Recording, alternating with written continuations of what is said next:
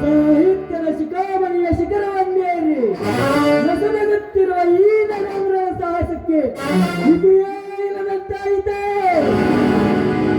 ಲೇ ಬಲಭೀಮ, ನಾನೇ ಬಲವಂತನೆಂದು ಬಲಾಢ್ಯತನದಿಂದ ಮೆರೆಯುವ ನಿನ್ನ ಪರಾಕ್ರಮಕ್ಕೆ ಅಕ್ರಮವಾಗಿ ನಿನ್ನಟ್ಟಿಗೆಯನ್ನು ಕಲೆ ಮಾಡಿಸಿ ನಿನ್ನ ಸೋದರ ಮಾವ ಯಶವಂತನನ್ನು ನಾನೇ ಕೈಯಾರೆ ಕಲಿಸಿದೆ.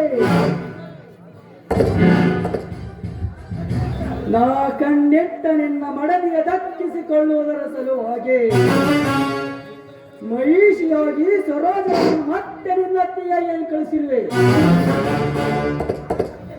ಅದೇ ಕತ್ತೆಯಿಂದಲೇ ನನ್ನ ಕತ್ತೆಯನ್ನು ಮಸೆದು ಕುತಂತ್ರ ಎಂಬ ದಾರುಣ ಸರಪಳಿಯಲ್ಲಿ ನಿಮ್ಮೆಲ್ಲ ಹಾಕಿ ನಾ ಕಣ್ಣೆಟ್ಟ ಹೆಣ್ಣಿನ ಸುಖ ಪಡೆದುಕೊಳ್ಳದಿದ್ದರೆ ದೀಪ